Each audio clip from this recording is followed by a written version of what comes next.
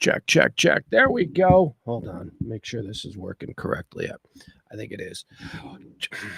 What's happening with the chat? All right, this will be better. This sounds better in my headphones. I'm deaf. I need it a little bit higher. All right, let's go. I know it's a weird start time. What's going on with the chat room? How come I don't see anybody? How come I'm seeing nobody in my chat room? Let's see here. I know it's when I join in late, I don't get to see what's going on ahead of time, so I don't get to see who's squatting in there first. I always like to reward the first, but there's Taronda. First person in. Thank you. All right. Hold on. Let's get everything set here. Sorry, running around. Busy next couple of days. Tomorrow's show's also going to be a late start. Tomorrow's show's also going to be around 2. Friday, however, normal noon start. As of now. No, it's going to stay that way because I have to be somewhere at a specific time. So tomorrow will be a 2 o'clock start. And, the best way to do this is just like, follow, subscribe. Isn't that what the kids say? Like, follow, subscribe. Speaking of the kids, all right, by the way, before we speak on the kids, welcome to the Rant. I'm Pugs Moran, talk radio for normal people every day, Monday through Friday, usually in the noon hour, but it can drift sometimes, like today. We're starting at 1:30. Let's pretend we had a ball game on. Let's pretend the ball game went late, right? We have to play like radio, don't we? Sometimes. Kelly Moore Memorial Studios is where we do this show from, the E-Gallery on Dragon Street in the beautiful Dallas Design District every day since 2021. Speaking of the kids, that's what I was talking about. I had an idea. One of my pugs has $1 million idea. Here we go. Here's my $1 million idea. Here's how we all get rich. Saw something last night. I was watching something that's very I'm not going to say what it is, and it's something that's pretty influential with the youngsters out there. The youngsters think it's cool. The youngsters think it's awesome. I think it's fine. I think there's laughs involved. It's fine. I mean, I'm not crazy about it. It's a little bit younger targeted. A little bit. The humor is for people who are a little bit less, let's say, traumatized by the world. Just a bunch of dumb kids making jokes about dumb things, and I encourage that. It doesn't have to be for me. It doesn't mean I needed to go away. Anyway, I don't want to talk about it. So I'm watching this thing because my kid's really into it. And I noticed that there's one of the guys on this show is a young man, and he's among all of these young guys, everybody's got their types. Everything's a type. You go, there's the nerd. Oh, there's the ladies' man. He's the jock. Everybody's got their role. So this dude's role was kind of, as I was able to tell it, he's the cool guy in the group. He's like the dude that, he's got an arm sleeve tattoo, and he's kind of good looking, and he's wearing a black leather jacket inside, even though they're in the studio, and he's got to be fucking sweating. But he's got a hair. He's a fucking cool guy, man. And he's like 20. And I'm looking at this guy, and I'm like, all right, this guy's working a look. This guy's working a brand. This guy is... And my kid's like, yeah, no, he's my favorite. He's awesome. And I'm like, really? Because here's the thing that I noticed first about this dude in 2025. This like 22-year-old or whatever. In 2025, he's sitting there. This is like something you see on YouTube. He's sitting there and he's talking to the rest of the guys in 2025 at 22 years old. And he is smoking real cigarettes. He's just like... I'm the cool guy among my group because I do cigarettes. And I'm like, cigarettes? So here's my $1 million idea. Cigarettes are coming back. Cigarettes are coming back for the coolest of the cool kids. I'm sorry. Look, I had this experience a couple of years ago. Actually, more like 10 now. It was just when I was living in Chicago. I was at 7-Eleven, and I see this like 12-year-old skateboard punk just on the side of the 7-Eleven, just smoking actual cigarettes. And I'm like, that's the coolest kid in town. I know it's smoking isn't, it's good, it's bad for you. It's terrible. It's terrible. We all make terrible decisions in life. Smoking is a terrible decision to make, but it can be also cool. So your kid looks cool. Sitting there smoking. The coolest kid in all the shows growing up always smoked. Kelly from the Bad News Bears. That kid was ripping nails. Anyway, my point is this. I think that there is an opening for a new cigarette brand. Yeah, that's right. Not Marlboro, not nothing, but just something that's like totally like targeting millennial cool kids. Not millennial, like Gen Z cool kids. I know what you're saying. Pugs, can't encourage underage smoking. I'm not 18. Gotta be 18. The guy I saw on this YouTube video, he was obviously over 18. But he's ripping. Here's what I think is happening. You want to know why? You don't want to know a guy who smokes cigarettes in 2025 and his little group of 20-somethings is cool? Because he's such an anti-hero. Because nobody does it, because it's unique, because these kids are like, oh, wow, that's something my grandpa does. It's like they don't get it because their generation, Gen Z, has been completely, raised with the whole vape. You see these kids everywhere. They're all vaping, right? You think, oh, Pugs, this generation, they're all about the vape. No, they're not. They're not anymore. They're not all about the vape. They will continue to be about the nicotine because, that's the great equalizer.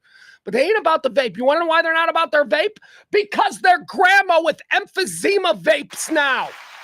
Because their fat aunt vapes with them at Thanksgiving. Because everybody vapes, because vaping ain't cool anymore. Vaping is, the thing you see a fucking geriatric old man at the grocery store doing now, and kids don't find anything interesting in it anymore. It's like Facebook.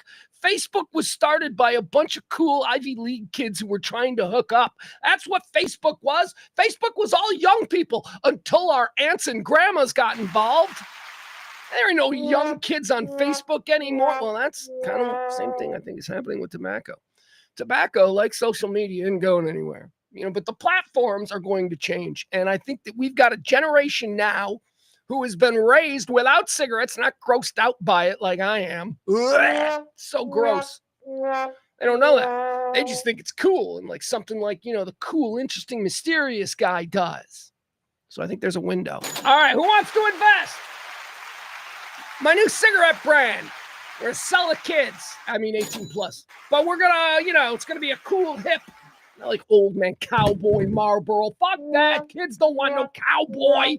Are you kidding me?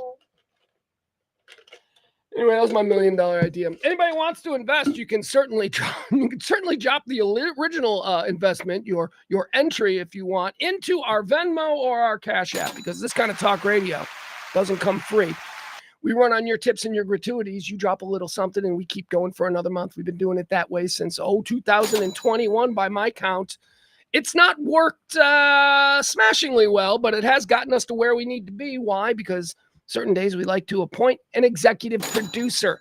Who is the executive producer? The executive producer is the person who drops the biggest tip on the previous day's show. Today we have one such queen, Leslie. Leslie C. is our executive producer. Thank you so much, Leslie. That was a very nice tip. Appreciate you know how much I appreciate these middle of the month tips because we push hard on Pledge Week, but middle of the month, that feels good too. That really gets us to where we need to be. Thank you, Leslie. Appreciate it. All right. Trivia last night. We did trivia last night. Every Tuesday night we go out, we do trivia. We're out there at back nine. Oh, geez, look at me. Like, I don't even remember where we are. Trash trivia, we call it. 4060 Beltline Road, the back nine. Last night was scary. Last night we started out, we were like, we're going to have to cancel this because there's like nobody there. Nobody. It was very late start. Then the people started to show up. The regulars started to show up and we felt very good. And guess what? By the end of it, it was one of our best. Next week's going to be a big one. Next week's going to be a big one. We got big things planned. We got special teams coming out. We're going to blow up next week. Next week is going to be a big one for trash trivia at the back nine, 4060 Beltline Road in sunny, beautiful Addison, Texas. I work hard on the questions, y'all. These are not just rip them off the internet and from the category of 80s TV. It ain't that. All right, I'm going to tell you something. It starts with that, okay? It does, because you need to, get the mind going. So it starts with me looking at trivia questions and going, that one sucks, but here's a better way to say that. So that's kind of what I do all week long. I write these trivia questions, and then I unveil them for you in categories every Tuesday night at the back nine. Now, you may know we invite people from the chat room to come play, hang out, get involved, thank you, by the way. We appreciate it. And Bill Folk has been dominating. Bill has been king of trivia the first 2 weeks. Nobody can touch him. I'm happy to announce we've got a new king of trivia. It's April. April came out yesterday and just... Bill took second. Did Bill take second? I think Bill took second. They all got fabulous prizes and good time was had by all. Let me give you an example of some of the questions here that I got. Let me see. I'll give you.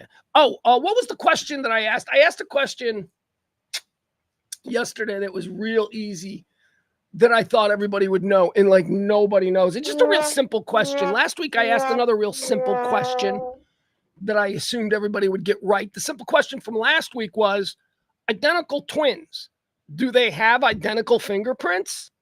Yes or no answer. Yes or no? Like everybody got it wrong. Like just about everybody was like, of course they're identical. They've got identical fingerprints. I'm like, what the? Really? You've existed in a world this whole time where you just think that like fingerprints of twins? Oh, God. I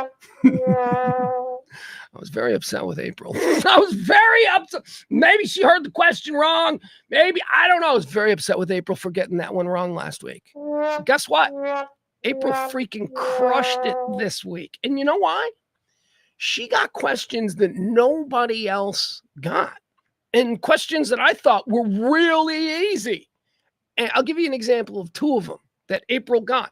One of them was in the category of 90s television. I asked, what hairstyle or haircut, had a name, what hairstyle swept the country in the 1990s after being seen during must-see TV? What haircut swept the nation in the 1990s after being seen on must-see TV? I thought that was a simple question.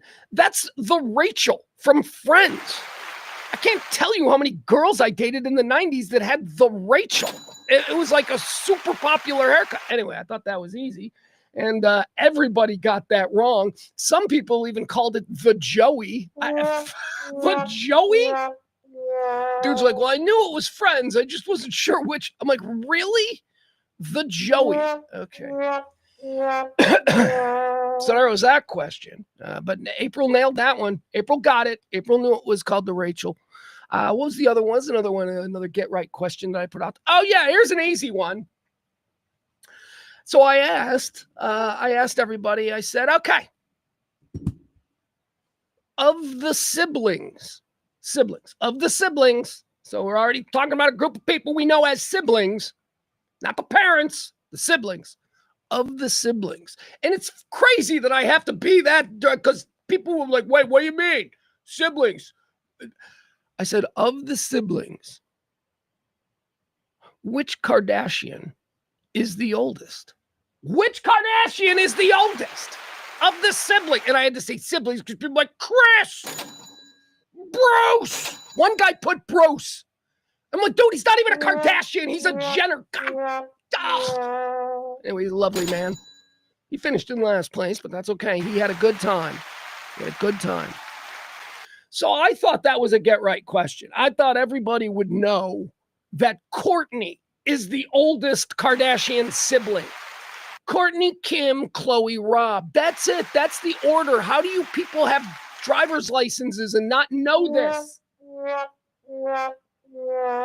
Absolutely everybody thought it was Kim. Absolutely everybody said Kim. All right. Adam Reyna has a Rachel now. He's in the chat room. He says, I got a Rachel now. So anyway, congratulations to April. April was our new champion of trivia. James Parker from WVIP Afternoons 2 to 5. He came out. He sucked. That was really disappointing. Look, I'm trying to create a super team, and James is a really smart guy. And I had thought that maybe James could be a part of my super team. So I'm like, come on out, James. Let's get you in here. And I even told Bill, I said, Bill, James is coming, and so you're probably not going to win tonight. And I was right. He didn't win, but it wasn't James. It was April, because James kind of sucked. He did. I pulled him aside. I'm like, seriously, dude? I'm holding this scorecard, right? Because I judge the scores. I'm like, seriously, dude? I go, You don't know nothing. And he goes, well, trivia is different than knowing about stuff. I go, no, yeah, it is. Trivia is way different than knowing stuff. And then people need to understand this. Trivia is trivial, not important. Stuff that, you were never deliberately taught to achieve a goal or to become better at something, just stuff that you happenstance to know. That's what trivia is, which is why I love, there was another question I asked last night. I said, in the category of Around Town, where I create all these questions about Dallas, fun facts too. They all have to be fun facts, because if you get them wrong, I want people to go, oh, I didn't know that. That's it, So I'm shooting for reactions. I gotta be honest, I'm getting them. I'm feeling pretty good. There's nothing better. There's nothing better when I'm reading the answers, at the end of the quiz, when I'm saying, okay, and number 5 was, and I read the answers, and you get just a genuine response from a group of tables. We're like, fuck, I knew that. And then you get people yelling at each other. Like, I told you that was it. That's success. That's good. We're getting more and more of that. I love it. So here was a question that I asked in an example of trivia. What's the tallest building in Dallas? Dallas doesn't have any really tall buildings, so none of them are super famous. Like, we don't have anything over 100 stories, so none of them are like super famous buildings. But I thought, people in Dallas who live there their whole lives, maybe they'll know that. Nobody got that question right. Now, actually, that's not true. That's not true. A couple of people got the question right. But one of the people who got the question right, I asked them, I said, well, how did you get that?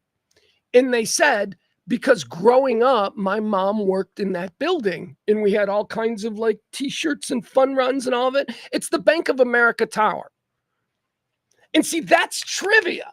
That's not something you're supposed to know. That's just something that this one individual trivially had from his life experience because his mom happened to work in that building. That's trivia. Anyone can be good at it. It's not like, oh, I'm dumb. Oh, I'm dumb. I would suck at it. No, trivia isn't about whether you're smart or your level of college degree. No, trivia is just about, what do you remember from your life? What do you remember just incidentally that other people might, it's fun. Anyway, that's why I love it, because I don't feel that it's an indicator on anyone's intelligence. And thankfully, that's the case with James, because James is very smart. James kept saying to me, kept going, dude, I grew up in the country without cable TV. I don't know any of these questions. I'm like, you didn't have news? Because a lot of these are current event questions. A lot of these are just general life knowledge. James can talk to you for 90 minutes. He can do a 90-minute TED Talk on, the instability of the Chinese slave labor market. He can do that for 90 minutes. But he ain't never heard of Crosby, Stills, and Nash. Never heard of them. Who? What? I don't know that question. It's just interesting. Trivia. That's why it's fun. All right, every Tuesday, we're out there at the Back Nine. Come one, come all. We'll be out there next week. Next week's going to be a big one. Next week, we got special things planned and special people coming. It's going to be fun. All right. All right. Thank you to April, who is our queen of said chat room. And, of course, trivia now. Look at that. She's got 2 crowns to wear. All right, let's get started here. Let's do the rant. I'll get you straight up on all the stuff that's happening. We like to talk about, a couple of the things that aren't necessarily hot breaking news, birthdays, things that happened in history and all that. All right, so let's do that. Oh my God, I'm getting the hiccups. Let's do Ant Seedley on this day. What do you say? Because today it is the rant for the 16th day of April. Yeah, April. 16th day of April 2025, 106th day of the year. That means 259 days remaining until the end of the year. Get them their New Year's Eve plans started. Antecedently on this day, things that happened in the past on this day. 1943, happy birthday. Happy birthday, LSD. That's right. For it was on this day that Albert Hoffman accidentally discovers the hallucinogenic effects of the research drug LSD. Sure, accidentally. That's what he told his parents. He intentionally takes the drug 3 days later on April 19th. Yeah, that's like one of them things they say. It's like one of the reasons for 420. But I always hate that because LSD is not weed. Can we stop sort of, just mingling all of these things? Yeah, it's 420 because we get high with weed on 420 because that's the day that, LSD, the first trip. I'm like, that doesn't make any fucking sense unless you're just stupid and you're just drugs. Then why aren't we celebrating like sugar? Why aren't we celebrating caffeine? We should all have coffee at 420 if just the common link is drugs. 420 has nothing to do with LSD. Albert Hoffman, on this day, he accidentally made it. On this day in the year of 1947, here's a big story here in Texas. Excuse me. An entire town blew up on this day in 1947, Texas City, the big freighter explosion in the port there at Texas City. Big one. 600 people killed in Texas City, Texas, on this day in 1947. Antecedently on this day in 1961, in a nationally broadcast speech, Cuban leader Fidel Castro declares that he is, in fact, a Marxist-Leninist and that Cuba is going to adopt communism. It all started on this day in 61. That's when Kennedy's getting the boats and the missiles, and we're going to have a thing now, and oh my God. That was on this day in 1961. On this day, antecedently in the year 1963, U.S. civil rights campaigner. Really? He doesn't need a title. I'm like, oh, who could they be talking? Martin Luther King. Just stop it. On this day, Martin Luther King Jr. writes his open letter from the Birmingham jail, sometimes known as the Negro is Your Brother letter, while incarcerated in Birmingham. All right, big moment. That's it, and then nothing. And then pretty much nothing. That's 1963. I got nothing else I'm going to waste your time with. How about some birthdays? Let's talk about people born on this day. Do we have some good birthdays here? Yeah, we got a couple of interesting birthdays. All right, here's some folks born on this day. Are you ready? Let's do it. First and foremost, born on this day. What was yesterday's cool guy? Da Vinci, right? Yesterday was Da Vinci's birthday. He was cool guy of the day. Happy birthday, King Birthday Man. Let's see who's King Birthday Man today. Or woman. That's right. I don't care. I'm good with both. Born on this day in 1867, Wilbur Wright. Wilbur Wright. This is a big one. Wilbur and Orville, right? He was born on this day, 1867. Wilbur Wright. Yeah, not a standalone, though. Had to do it with his brother. Probably not going to be cool guy of the day. Born on this day in 1889. Boy, here's a real one. Here's one. Here's a real contender for cool guy of the day. Charlie Chaplin. Charlie Chaplin, born on this day in 1889. Apropos of nothing. Actually, that's not true. It is a bit apropos of Chaplin. Last night I started watching. So I got home a little bit later. I was out of schedule, so I didn't want to dive into my shows. So I just started watching some nonsense. And there's a lot of nonsense available to you if you have the right platforms. And I started watching an old Vice series, Dark Side of the 90s. My son is 15 years old and loves Robert Downey Jr. It's like probably his favorite actor, or one of his favorite actors. And why wouldn't it be? Robert Downey Jr. is one of the coolest actors in history. He's just so much fun and he's so cool. So I found this thing, Dark Side of the 90s, and it had an entire episode about what Robert Downey Jr. was like in the 90s. And I wanted to watch it because I want to show it to my kid because he's got no idea. Got no idea that his favorite cool guy, nice guy, perfect human, says the right thing, does the right thing, seems to be principled, seems to be heavily morally anchored. All of that. He has no idea what that dude was getting into in the 90s. He was incorrigible. I mean, I don't know if you remember what Robert Downey Jr. He was incorrigible. I mean, like, he failed every drug test. He'd get arrested. He'd get thrown in jail. He'd get bailed out. He'd have to do drug tests. He'd fail the drug tests. He'd get thrown back in jail. He'd get bailed out. He'd go out and fail a drug test. He'd get sentenced again to jail. Then he got sent to prison because the judge was like, you are incorrigible. Then he's in prison. He gets the shit fucking kicked out of him in prison. He was in a real prison for 3 years. Iron Man. Crazy. He also played Charlie Chaplin in a movie. And Charlie Chaplin is having a birthday today. So there you go. That's all I got to say about that. Born on this day in 1947, Kareem Abdul-Jabbar. Kareem Abdul-Jabbar. Lou Alcindor. That's right. My grandpa was funny. My grandpa his whole life called him Lou Alcindor. He also referred to Muhammad Ali his whole life as Clay. Cassius Clay is fighting him. You mean Muhammad Ali, Grandpa? Bro, you can't just make up your own name. Let me tell you something. Grandpa wouldn't have done well with the whole trans in sports things. He wouldn't have been able to handle that. What? I mean, he couldn't handle Lou Alcindor becoming Kareem Abdul-Jabbar. So, born on this day, Kareem Abdul-Jabbar, basketball great, born on this day in 1947. Also born on this day in 1947. Here's a guy. Let's check him out. Let's see what's going on with him, okay? All right, let's see if Spotify's working. Spotify was out earlier today. People were freaking out. All right, let's see here. Our birthday boy. Wow, didn't think that. Maybe we'll find it in... really? You gonna do this to me?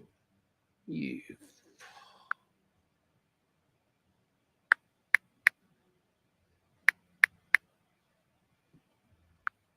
Right, here we go. No, that ain't it. Forget it. Anyway, happy birthday. Born on this day in 1947. Let's say Jerry Rafferty. Huh? Remember Jerry Rafferty? They got some good songs. They had some hits.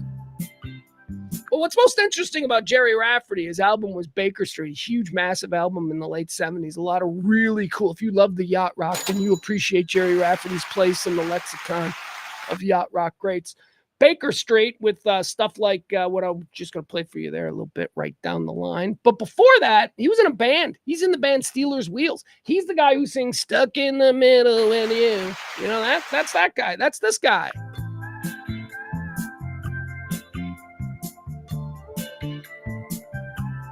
It's a good song, man. It's very relaxing. All right. I don't know how long. All right, wait. What else? What about this one? Ooh, this is the title track off of Baker Street.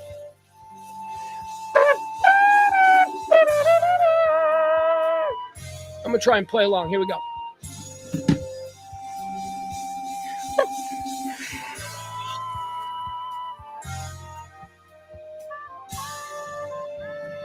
One, two.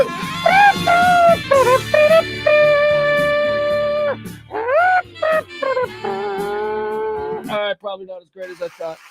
Jerry Rafferty, born on this day in 1947. Born on this day in 1965. How about John Cryer? We like him, do we? I don't know. Ducky? Didn't like Ducky. Remember Ducky, Pretty in Pink? And then did he replace... No. I always think of him like he's the guy that replaced Charlie Sheen. He didn't replace Charlie Sheen. He was with Charlie Sheen the whole time, right? 2.5 Men. All right, whatever. What can I say? I don't know that I can riff much more on the career of John Cryer. Wait a second. Career opportunities. Yes, I can. Yes, I can riff a little more. Career opportunities.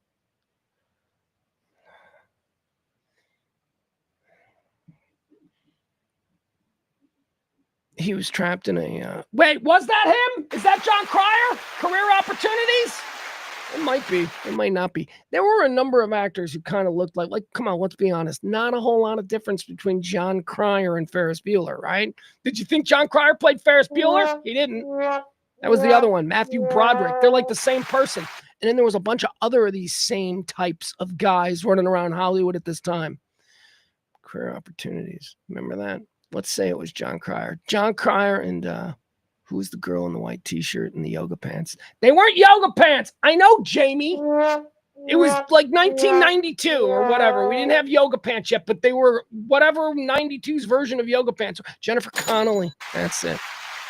So it was like John Cryer, or maybe not, but definitely Jennifer Connelly. And they were trapped in a Target store all night. Now, this was very exotic to me because this was before Target had come into the area that I lived. There were no such things. I didn't know what Target was. We had Ventures and Kmart's. I didn't know what a Target was. Anyway, they were trapped in a Target store overnight. It's like John Cryer and this hot chick. And they weren't there together, but they got together. Oh, my God. Jennifer Connelly has this scene where she's not trying to seduce him because she don't want anything to do with him. He's a dork. But she is trying to drive him nuts with her, like, how hot she is. And remember, she's wearing those tight yoga pants and the white t-shirt or the white tank top. and she's riding one of those coin-operated horsey rides that they have out in front of grocery stores and stuff. She's riding it really slow and just standing at him. Oh my God! I don't even want to show it to you. I won't show it to you. There you go. Happy birthday, John Cryer. Maybe that was you. Maybe that wasn't. In my mind, it was. How about this? Born on this day in 1965, Martin Lawrence. What happened? What happened to Martin? I'll tell you what happened to Martin Lawrence. I think. I don't know. It's what I choose to believe. And that's how we all act nowadays, right? We don't believe the fact. We just believe what we choose to believe. I choose to believe that Matthew Lawrence got his bag. Matthew Lawrence was huge, man. Matthew Lawrence was huge. He was making money hand over fist. What, 95 to, I don't know, whenever the last time he made a movie with, who did he make movie? Chris Tucker? Is that who he made movies with? No, who did he make movies with? Did he make movies? Will Smith? Maybe that was it. Yeah, it's Will Smith. Okay. I like to think that he just, he got his bag and was like, I'm done. I'm happy.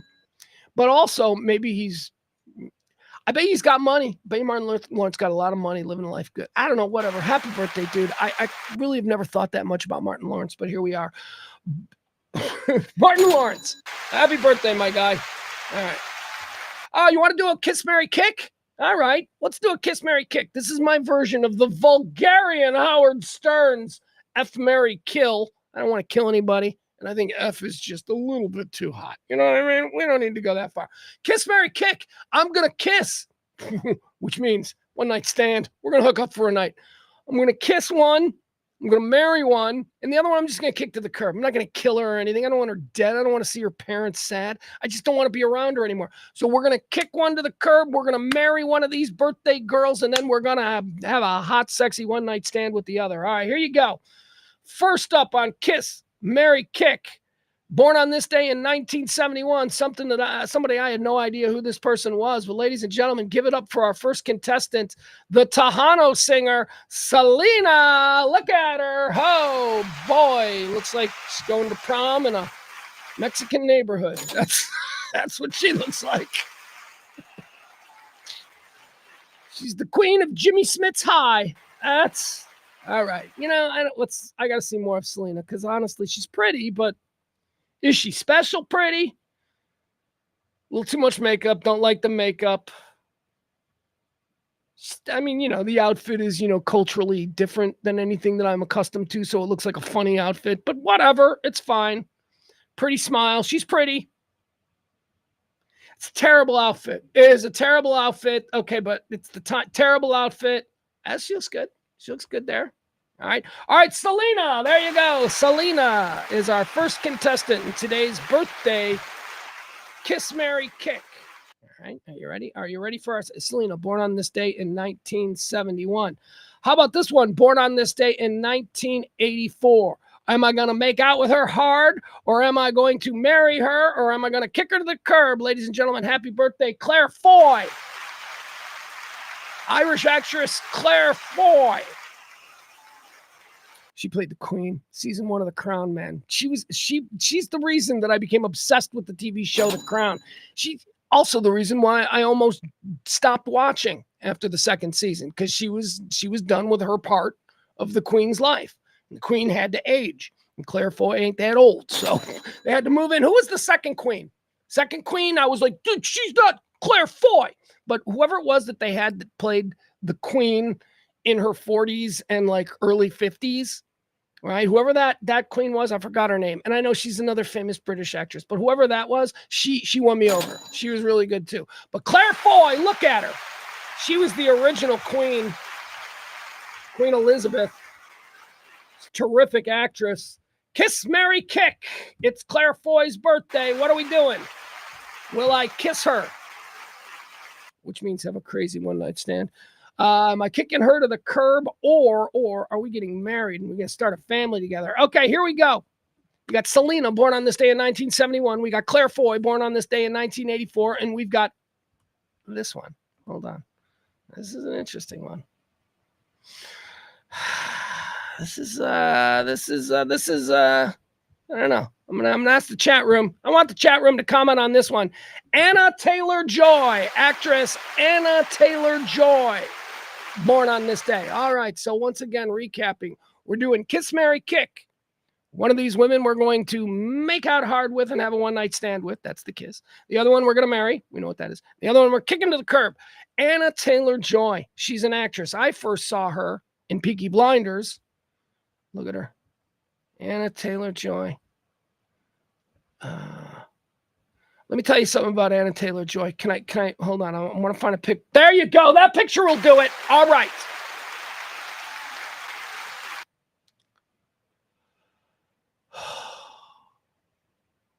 I believe that Anna Taylor-Joy is what a space alien would look like if they were down here trying to pretend to be a human. I think she looks like a space alien woman. Like, there are people like, she's a gorgeous. I'm like, is she though? Is that her? Well, if that's her, see, look, she's just freaky looking, man. I'm sorry. Yet I got to admit, I'm kind of attracted to Anna Taylor-Joy. All right, there you have it. Those are your Kiss, Marry, Kick contestants for today. We've got Selena, born on this day in 1971. We've got Claire Foy, the actress from the Crown, born on this day in 1984. And, of course, we just showed you Anna Taylor-Joy, born on this day in 1996. All right, here you go. I have my judgment. You ready?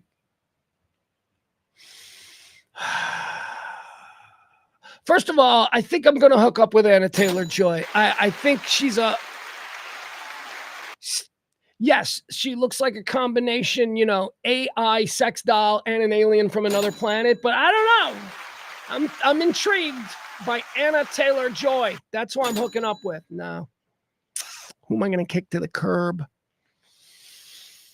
Between Selena and Claire Foy.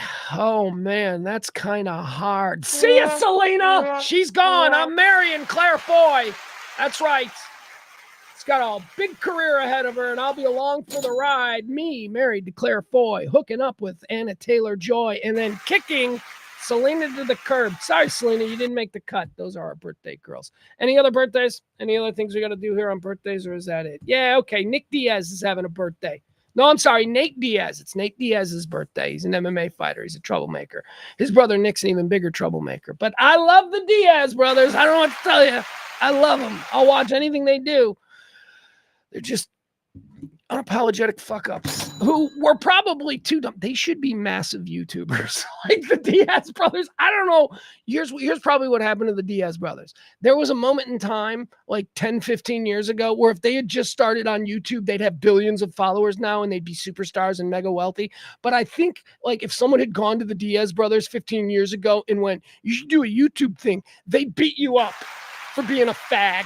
And that's like what I use that word specifically. Like, you fag! And then they beat you up. Oh, well. Oh, well. You ceded an empire to the Paul brothers. The Diazes could have been that. They probably just thought YouTubing was gay back in 2009 or whatever. Also, born on this day in 1993, Chance the Rapper. A fine young man. Chance the Rapper. All right, that's going to do it, I guess. Let's see. What else do we have here? Let's move on to deads, right? These are people who died on this day. We're going to talk about where we think they went upon their passing. Did they go to heaven or did they go to hell? We call it the deads. Let's do it. Quarter 3. Dead on this day in 2010, controversial American police officer who led the LA Police Department for decades. He's a piece of garbage. Daryl Gates is going to hell. Pugs, why do you think Daryl Gates is a piece of garbage? Well, any number of things. I mean, he was there for the Rampart scan. Nothing ever happened to him. The guy is involved in all kinds of like shady shit. And let's not forget, he oversaw the police department at a time when they were just cracking heads willy-nilly for no reason. His governance, if you will, of the Los Angeles Police Department led entirely to the 1992 riots. They tried to put it on Rodney King and O.J. Simpson. No, it was the policies of Daryl Gates. But that's not why Daryl Gates is going to hell in my book. Daryl Gates is going to hell because back in the 1980s, he did the dorkiest thing and he made tons of money off of it. Daryl Gates used his platform as the Los Angeles Police Commissioner to create what we now know as the DARE program. that even though he was a city official, he trademarked it independently and sold the branding and all of that. Fuck you, Daryl Gates, using your position to oppress everybody. He's just an oppressive, dictatorial police guy. And then you create fucking Dare on top of that, you dork. Daryl Gates, he goes to hell. Here's a guy I saw sleeping once. I was told he was drunk. I don't know. He was. It was like 10:30 in the morning, and it was the dining room of a fancy country club here in the Dallas area. It was like 10:30 in the morning. I was having a meeting, and at the next table over was a dude who was sleeping at the table. His head was on the table. It was 10:30 in the morning. There was a coffee cup there. He was sleeping. Now, this is a very famous person, and this very famous person was known to have overcome alcoholism years and years and years earlier. I don't know. He looked drunk to me at 10:30 in the morning, and the person I was with said, yeah, he's probably already drunk. Ladies and gentlemen, happy birthday to Pat Summerall. Pat Summerall. Or not happy birthday. He died on this day. Yeah, so the opposite of happy birthday, Pat. All right, where are we putting Pat Summerall? Are you kidding? Preemptively. Going to heaven. Pat Summerall's going to heaven. Pat Summerall was awesome. Pat Summerall in Madden. First of all, Madden's in heaven. I put Madden in heaven, even though I know Pugs, football coaches. Nah, Madden's different. Madden goes to heaven. And, you know, I don't really know much about Pat Summerall other than he always came off as a nice man and a gentleman and all of that kind of stuff. And yeah, sure, he had, drinking problems, but it's not like I think he was ever like a horrible drunk, although they probably wouldn't have reported that stuff in the 60s and 70s. Pat Summerall was arrested in his Grapevine home today after beating the snot out of his wife. That probably wouldn't have been a headline in 1972. They probably covered it up. But I have no reason to believe anything like that ever took place. So Pat Summerall, even though I saw you sleeping at a table, he was like 80-something. Going to heaven. The great Pat Summerall. You know, his daughter is the chief of staff at the White House. Whenever you see that like dumpy lunch lady looking chick who's always like, off, like Trump, she stands out because Trump's entire cadre of women are all smoke shows. That's like a prerequisite until he actually needs competence. And then he gets the lunch lady who's Pat Summerall's daughter. When shit actually needs to be done, when a smart person needs to handle something that some hot chick fucked up, they go and get the den mother, if you will. And that's Pat Summerall's daughter. All right. On this day, dead on this day in 2018, I'm putting him in heaven too. I'm putting this guy in heaven, and I probably shouldn't, but I'm going to put him in heaven anyway. Harry Anderson. What the fuck is Harry Anderson doing dead? Why is Harry Anderson dead? What, did he have cancer or something? I mean, he wasn't an old man. He was born in 1952. He died in 2018. Night Court, Harry Anderson. Cheers, Harry Anderson. See, his whole bit, he was a con man. Harry Anderson was a truly interesting individual in an era where people were breaking out on national TV with sitcoms and being offered deals by all the networks. At a time when this was happening, this was almost exclusively happening for stand-up comedians who fit into a certain box. Every stand-up comic who went on the Tonight Show got their own sitcom. Harry Anderson did too. Harry Anderson wasn't a comic in the traditional sense. Harry Anderson was a con man. He was a classic big city street hustler. And he turned that into his presentation. The way you'd be walking on the streets of Chicago, maybe, under the tracks there on Wabash or something, or maybe in certain neighborhoods of New York City, you might be approached by somebody who says, you want to play a game? Not exactly something that happens, in Plano, but it is, a big city kind of phenomena. The same guy is going to open his jacket and have a bunch of watches. We've seen this depicted. That was Harry Anderson's comedy act. That instead of stopping, a crowd on a street corner and doing a Monty game, he's coming out on the Tonight Show and doing not magic. He's not doing tricks. He's doing cons. And it was fucking awesome. I became obsessed with how Harry Anderson worked. And then all of a sudden, now he's on Cheers and now he's on Night Court. I love Harry Anderson. I didn't know he died. I mean, I knew he died, but I'm always reminded of it. He's going to heaven. Harry Anderson, dead on this day in 2018. And finally, here's the last one. I'm going to preemptively put this bitch in heaven. Yeah, putting it, she's a bitch. Pugs, what about actresses? Nah, I don't care. I don't care. I make a couple of exceptions for different actresses. This actress died way too young. This actress died while she was enjoying her greatest role and her greatest success. Ladies and gentlemen, it's Helen McCrory. The lovely, the beautiful English actress Helen McCrory, who I didn't really know anything about. She's married to Damian Lewis. Bobby Axe from Billions. She's married to him in real life. He was also in Homeland. Damian Lewis is great. Damian Lewis as Steve McQueen in Once Upon a Time in Hollywood, the Tarantino film. Such a great cameo. Oh. Anyway, Helen McCrory was married to him. They were my favorite non-American celebrity couple. Helen McCrory was Aunt Polly on Peaky Blinders. She was like the badass female gangster from the 1920s. Oh, man, look at her. And then she got cancer. And then, Aunt Polly had to be... There's Aunt Polly. Look at her. That fucking woman will carve your heart out. She's so badass. Helen McCrory, I'm putting her in heaven. She was an incredible character in Peaky Blinders. I love her for that. All right, that's it. That's going to be all the people who are dead. Helen McCrory going to heaven. Who else is going to heaven? What do we do? Helen McCrory's going to heaven. What up? All right, let's do the rundown here. Daryl Gates, hell. Pat Summerall, heaven. Harry Anderson, heaven. Aunt Polly, heaven. The line for heaven's a little bit crowded today, but that's all right. Hey, something weird is happening here. Hold on.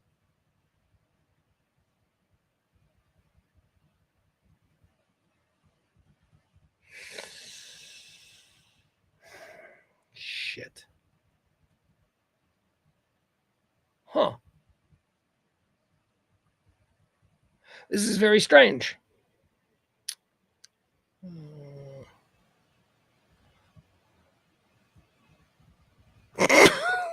Oh, no! Oh, fuck me, people. This is not good.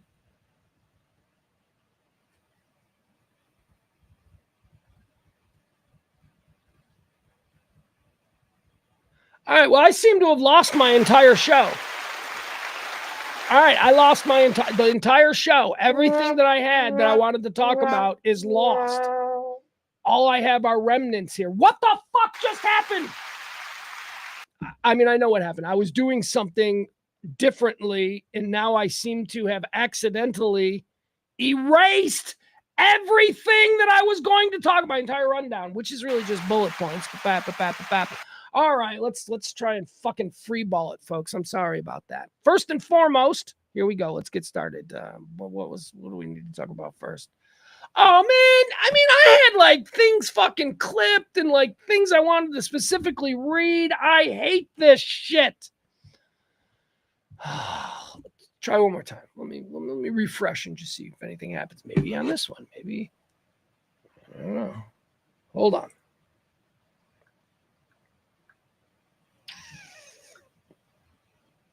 Guys, how did this happen?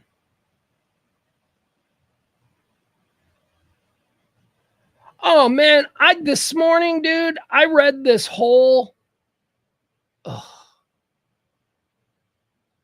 I read this whole crazy Wall Street Journal article about Elon Musk and how he manages all of his kids and how we know he's got 14, but he's probably got way more than that because he's got this belief that all of the women that he's pregnated didn't concur and agree. He said this to them. He has this belief that his seed needs to repopulate this earth and he needs to create as many kids. Whatever. It was a crazy, awesome article about Elon Musk's legion that he is trying to build and how they're like, he's really just going to Mars for these people. He's really just trying to repopulate a whole new planet with his own offspring. Anyway, it was a great article. It's in the Wall Street Journal today. I don't know if any of it's true, but it sure is fun to read, especially if you think he's fucking weird.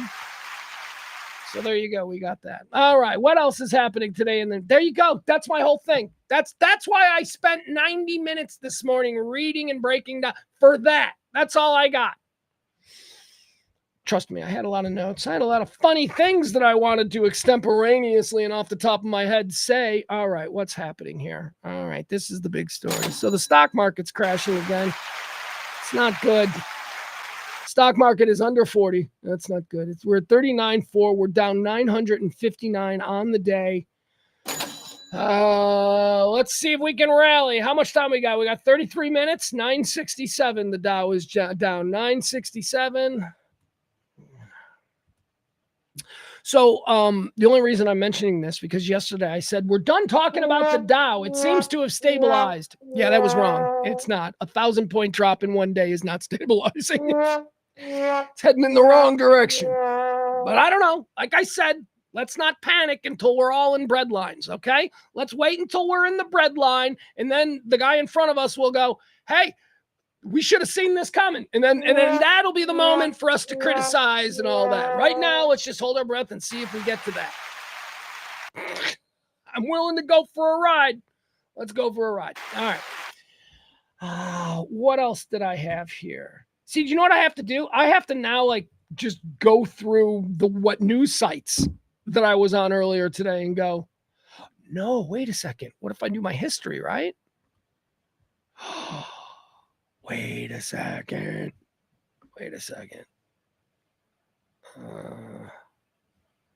No, thanks. Why is everybody always pushing AI on us now, right?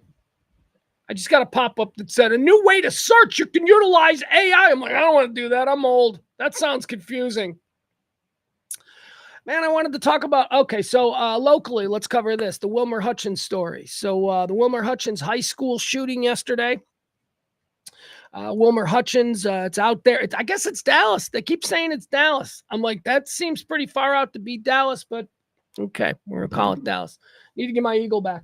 17-year-old kid was let in by another kid through a side entrance at the school. The school has a history of gun problems because, it's one of them high schools in one of them American neighborhoods. It has a regular, let's just say that it's a neighborhood that has shot spotter technology on the street poles and all that stuff. That I'll tell you, shot spotter. I don't know if you guys think. Well, I look south side of Chicago. We know shot spotter. Shot spotter is a thing that the police and whatever they put on telephone poles, intersections, randomly throughout high crime neighborhoods. And what they do is they can tell when a gunshot is. So if it hears a gunshot, that immediately gets reported. It's called shot spotter. So if you're going to high school in a neighborhood that has shot spotters installed on the poles and stuff, then, you're going to hear gunshots. You're going to have gun issues. Yesterday, I didn't cover this very, very detailed, even though it occurred while we were on the show, because I kind of right away I went, oh, this is terrible, run-of-the-mill, everyday American violence, and this is different than the kid who's tired of being picked on and goes to school and cleans out his lunchroom with his dad's AR. It's different. Motivation is very important in these things. We should be fearful of both. But here's the thing. When there's a shooting at a school where there's a lot of gang activity and a lot of kids have criminal records and all that, right? I'm not as shocked, societally speaking, as I am when, a regular, everyday, middle-class American high school in the middle of Kentucky has, 15 dead in their lunchroom. That shocks me. The stuff that happened last night, I'm just like, yeah, terrible. These kids, they have to go to school in these neighborhoods. I don't know how to fix it. What am I supposed to do? But I'm not going to pearl clutch, and I'm certainly not going to conflate the two very different phenomena. Yes, they are both people bringing guns to school, and we have a problem with guns in school. They're both that. But the reasons that they happened are completely different. And one is, to me, far more chilling than the other. One is completely random and can happen anywhere. What happened yesterday at Wilmer Hutchins is the kind of thing that happens at schools in neighborhoods with shot spotters. So that's kind of why we didn't cover it. And it seems like I was right. 17-year-old kid is in custody. He was let in through a side door by somebody. He was let in by somebody. He was, don't know if he went to the school or not. He had a gun. He came in through a side entrance and he walked up to a group of individuals and began shooting them. Shot 5 people. One of them is in critical condition, 4 non-life threatening because this dork doesn't know how to shoot apparently or whatever. He ran, he escaped, he was on the lam for quite some time, and then last night at 9:30 he turned himself in to Lou Sterrett. So there you have it.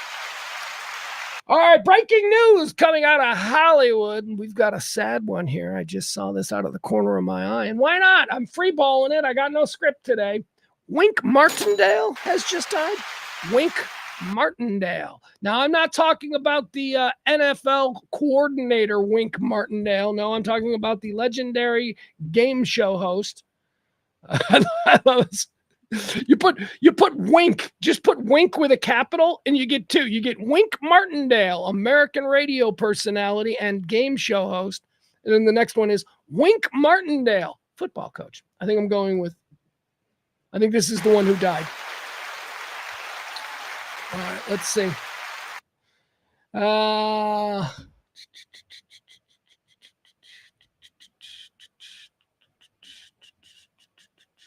Here he is. All right, we'll put this one up. No, we're not going to put that one up. Let me give you this story. You people could just go Google. All right, that's it. You don't need me. You don't need me to pull up pictures of Wink Martindale. Probably, if you don't know who he is, then I'll be done with this part of the show very quickly. And if you do know who he is, then you know what he looks like. All right, let me see. How did he die? Well, let me guess. Actually, let's read his Wikipedia page. Winston Conrad Wink Martindale. Winston Martindale. Wink. Wink is better. December 4th, 1933 to April 15th. Apparently he died yesterday. He was an American disc jockey, radio personality, game show host, and television producer, best known for having hosted Gambit from 72 to 76, and again from 80 to 81. He hosted Tic-Tac-Toe from 78 to 85, High Rollers from 87 to 88, and Depth from 96 to 98. I don't know any of those shows. I mean, I thought he did shows I watched. I guess Tic-Tac-Toe is the only one that I watched. Do you remember Tic-Tac-Toe and Joker's Wild? They were syndicated as a 1-hour block, but they were 2 separate half-hour shows. They usually came on at like 10 o'clock on what would become the Fox channel where I was watching. I was on channel 32. It was a syndicated channel, but it would become Fox 32 Chicago. Tic-Tac-Toe and Joker's Wild was great. They were so good. And I think that's where I got my initial love for trivia. Because even at like 10 years old, I could fucking run that shit. I could run those categories. I'm 10 years old. I'm sitting there playing Wink Martindale Tic-Tac-Toe, and I'm like, you people are stupid. Gary Cooper was the star of High Noon. I think the questions were really easy. I think they were really stupid. I think they were dumbed down. Anyway, Wink Martindale. Let's learn about his radio career. Wink was born on December 4th, Jackson, Tennessee. Started his disc jockey career at the age of 17 at WPLI.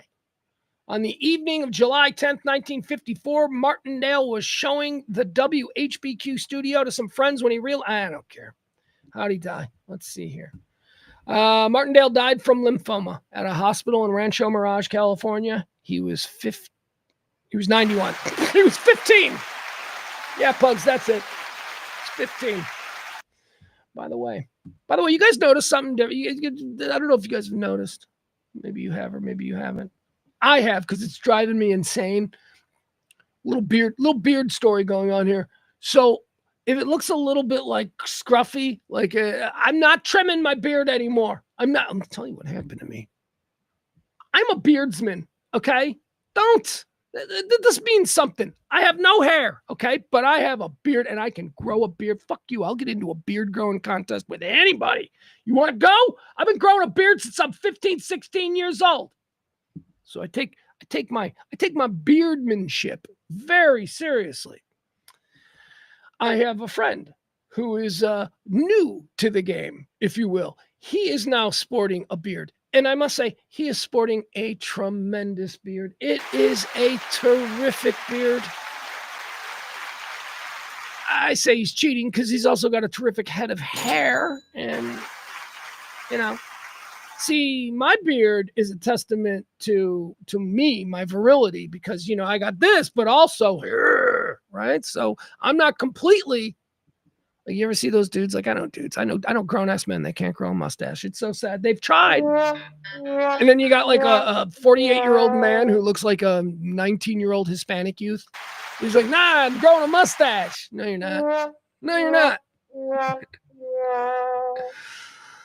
Hold on, someone popular just...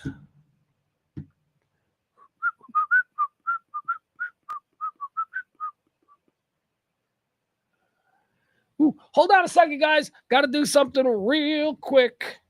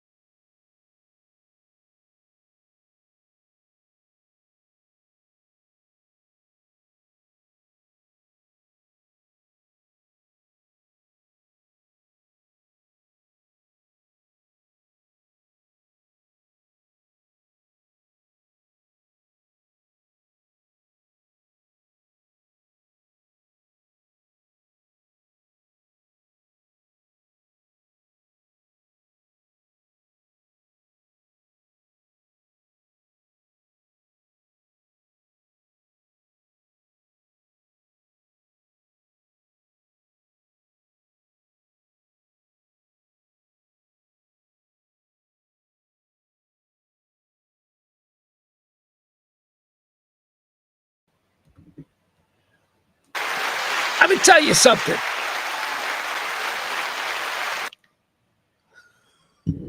This damn dog. I just got it. I thought there was a scare. There was a scare where we thought the dog had gotten out and running the neighborhood there at Highland Park. And that is just not the truth. And it's all been settled. So thank you. I apologize for having to step away.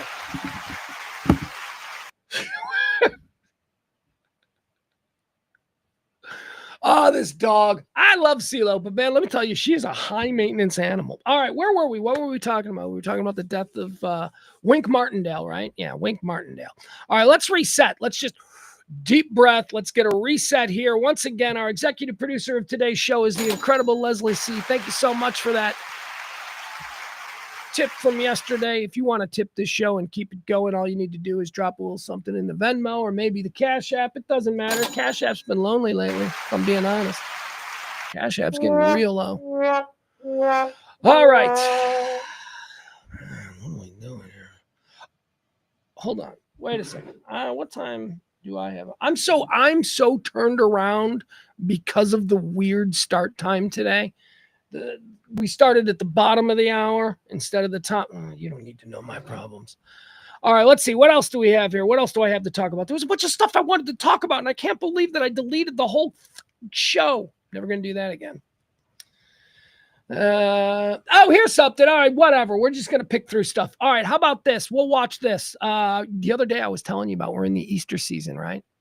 The other day I was telling you about how John LaJoy, Taco from the League and stand-up comedy and all that, he's got this new thing that he's involved in. It is a Jesus podcast. It is AI Jesus. It is artificial intelligence has created a Joe Rogan-esque podcast, except it's hosted by Jesus. And John LaJoy is like, I guess, vocalizing it. I don't know.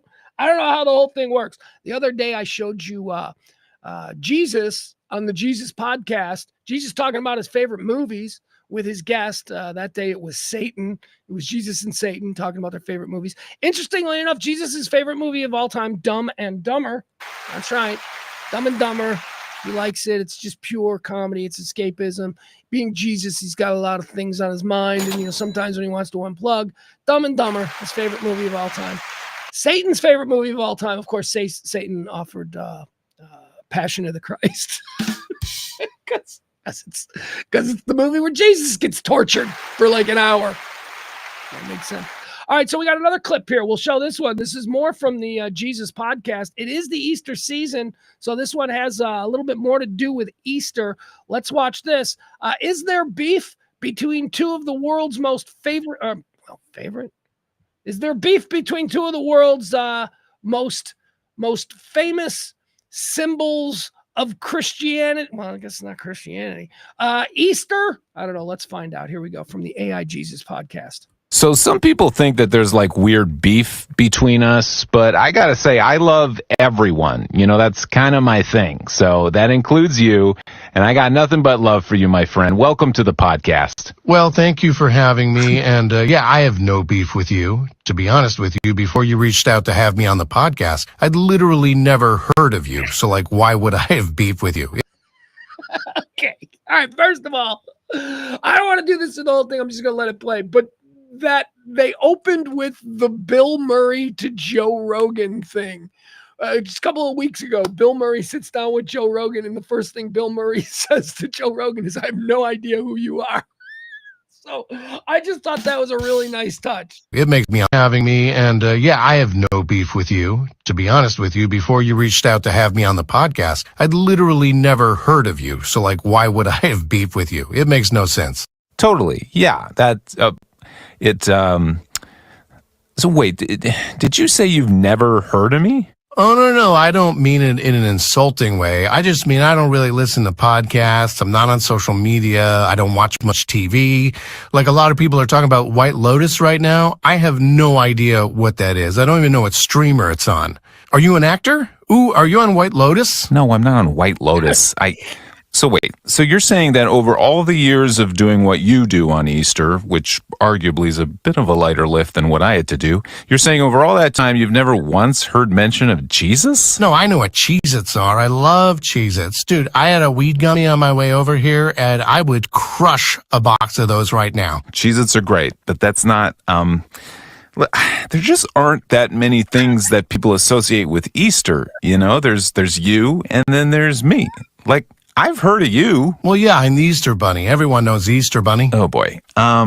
Look, I get that you have pagan origins and that you're probably not super familiar with Christianity. That's cool. But you've, heard of, I don't know, the Bible? No, of course. That's the band, right? That has the song with the amazing ending. Where no, tears streaming down your face. So you think the Bible is the band Coldplay? I'm more of a fan of the early Bible albums, not so much the dance pop thing they've been doing recently. No, thank you. I'm just going to change the subject. Aside from Easter, what is your, say, second favorite holiday? Oh, that's easy. The one with, with Santa Claus and the reindeer and the trees and the decorations. You're messing with me, aren't you? Yep, because I don't like you. We got beef, brah. You and I, we are not friends. We are enemies. Oh, that's fine. I love my enemies, so I still love you. Oh, you were...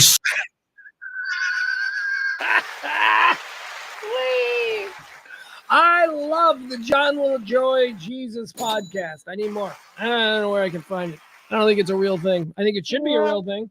I think if it wanted to be a real thing, it could be a big hit. The AI Jesus podcast. Okay, let's see, what else do we got here? Why not? We're just freeballing it. You know what we're doing now, folks? We are into the archives. Every show, I just have stuff that just is, one day I'll show that. One day we'll do that. One day. Should we check the Dow Jones again? Let's check the Dow Jones again, since that seems to be the only real news. 885. All right. We're rallying here with 14 minutes left until the close. We're rallying. We're only 885 points down for the day. All right. Did you guys hear Wink Martindale died? Yeah, that's too bad.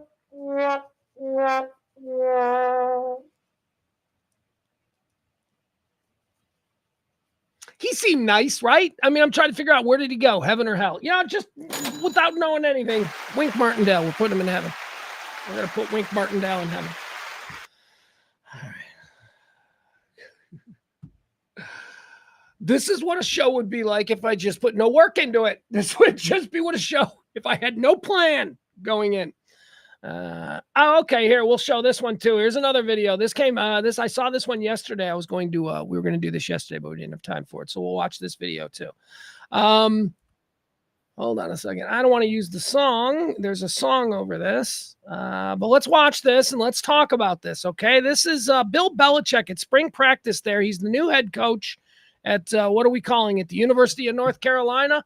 All right. So Bill Belichick, he's 113, I think. And he's got a 14-year-old girlfriend. And, you know, the whole world's totally okay with it because, hey, you know, he's Bill Belichick. He's won Super Bowls. And that's basically the only thing that matters. You win a Super Bowl, you can get away with anything. That was OJ's problem. He never won a Super Bowl.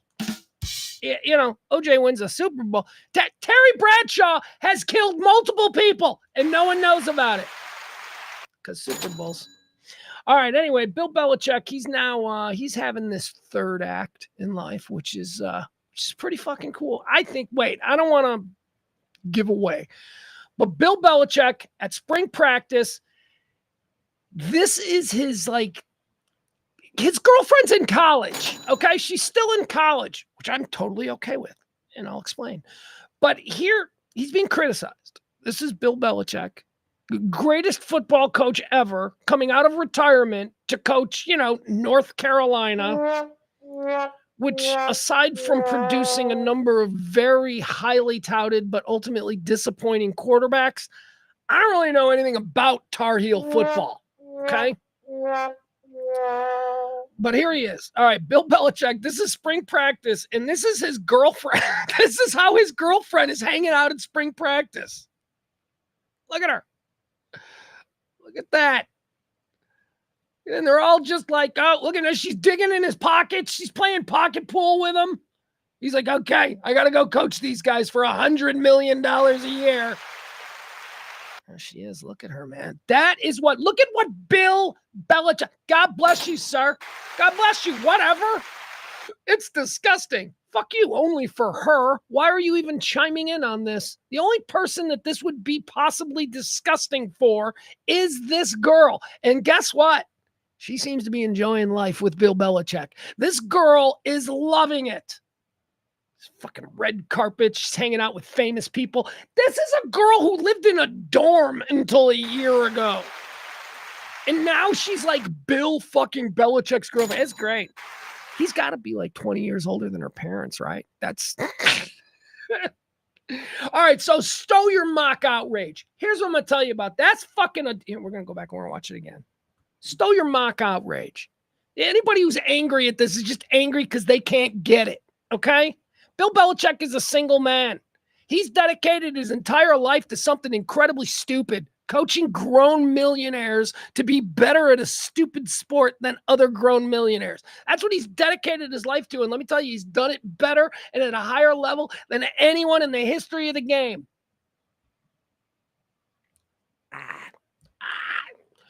I'm just going with the programming, okay? I have some nuanced, I don't really think Bill Belichick's the greatest coach of all time, but a lot of people do, so we'll just go with that. Do you know what it's like being an NFL football coach? You have no life. Seriously, I know that it's a bit of a cliche at this point to talk about the coaches who sleep in their offices and they avoid their families for 10, 15 years. I mean, Andy Reid, who I actually think is a better coach, Andy Reid Have you ever seen his children? Have you ever seen what the wake of Andy Reid's drive for success has done to his children?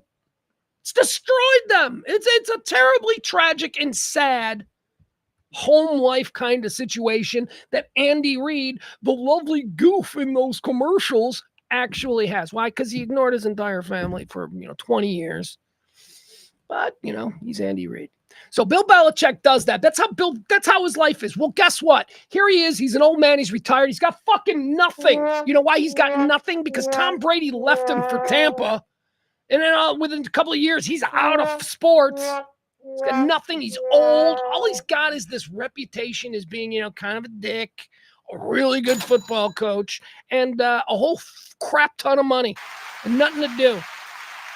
He's living his life. As my point is this, he's living his life. He could be dying of a brain tumor. Who knows? But fucking leave Bill Belichick alone and his hot-ass girlfriend. Good for him.